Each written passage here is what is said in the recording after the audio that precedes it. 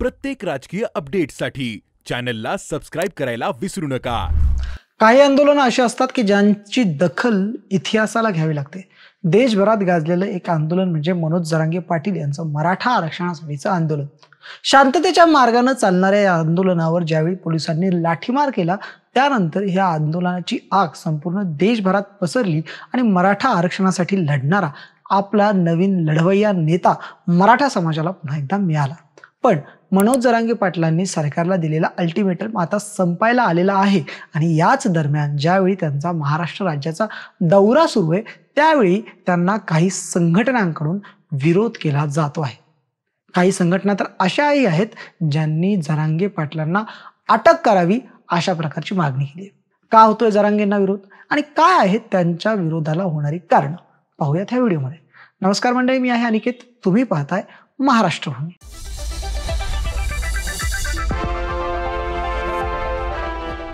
गेल्या काही दिवसांपासून महाराष्ट्रभरात मराठा आरक्षणाचा मुद्दा सध्या चांगलाच चर्चेला येतोय। मनोज जरांगे पाटलांनी महाराष्ट्रामध्ये संपूर्ण राज्यव्यापी दौरा सुरू केला आणि वेगवेगळ्या गावामध्ये जाऊन जिल्ह्यांमध्ये जाऊन ते आपल्या समाजातील लोकांशी चर्चा करतात। मराठा समाजांना सरसकट कुणबी प्रमाणपत्र द्यावं आणि त्यांना ओबीसी मधून आरक्षण द्यावं अशा प्रकारची मागणी मनोज जरांगे पाटलांनी केलेली आहे। मराठा आरक्षणाचा मुद्दा सुप्रीम कोर्टात सुरू आहे, पण तो मुद्दा ज्यावेळी आपण पाहिला तो मुद्दा मनोज जरांगे पाटलांच्या मागणीचा अतिशय वेगळा मुद्दा आहे, त्याचा आणि या मुद्द्याचा काहीही संबंध नाही। मनोज जरांगे पाटलांनी साधी मागणी केलेली आहे की आज मराठवाड्यामधले जितके मराठा समाज होते, मराठा समाज हा मराठवाड्यातला कुणबी म्हणून आधी ओळखला जायचा। निजामाच्या काळामध्ये सुद्धा अशा नोंदी होत्या आणि इथल्या समाजाला, मराठा समाजाला कुणबी अशीच ओळख त्यावेळी देखील होती आणि म्हणून त्या ओळखींचा आधार घेऊन, त्या कागदपत्रांचा आधार घेऊन सरसकट कुणबी प्रमाणपत्र हे महाराष्ट्रातील मराठवाड्यातील मराठा समाजाला देण्यात यावं अशी त्यांची मागणी उपोषणाच्या वेळी होती। पण मंडळी, ज्यावेळी आपण ही मागणीचा संपूर्ण विचार करतो आणि या सगळ्या गोष्टीबद्दल जर बोललं गेलं तेव्हापासून एका ठिकाणी त्यांना विरोध सुद्धा सुरू झालाय आणि तो विरोध होतोय ओबीसी संघटनांकडून। ओबीसी मध्ये आधीच 100च्या वरती जाती आहेत, त्यांनाच आरक्षणाचा तितका कोटाचा पूर्ण झालेला नाहीये आणि त्यातच जर मराठा समाजासारखा एक मोठा वाटेकरी त्यांच्या आरक्षणात आला तर त्यामुळे त्यांच्या आरक्षणाला धक्का लागेल अशा प्रकारची भावना ओबीसी मध्ये निर्माण झाली आणि त्यांनी मनोज जरांगे पाटलांना विरोध करायला सुरुवात केली। कुणबी सेनेचे विश्वनाथ पाटील यांनी मध्यंतरी एकनाथ शिंदे यांना पत्र लिहून मनोज जरांगेंना अटक करा अशा प्रकारची मागणी केलेली होती। मनोज जरांगे पाटील यांनी जे आंदोलनाचं हत्यार उपसलं होतं ते बेकायदेशीर होतं आणि त्यामुळे ज्या प्रकारे ते ओबीसी आरक्षणाला ज्या संदर्भात कायदा सुव्यवस्था बिघडावी म्हणून ते कार्य करतात, म्हणून त्यांना अटक करा अशा प्रकारची मागणी कुणबी सेनेचे विश्वनाथ पाटील यांनी मला वाटतं 8-9 सप्टेंबरच्या दरम्यान केलेली होती। त्यानंतर पुन्हा एकदा ओबीसी संघटनांनी त्यांचं आंदोलन सुरू केलं, तिकडे उपोषण सुरू झाली, विरोध त्यांचा सुरू झाला। मनोज जरांगे पाटलांना दुसरा विरोध होतोय तो म्हणजे भुजबळ समर्थकांकडून।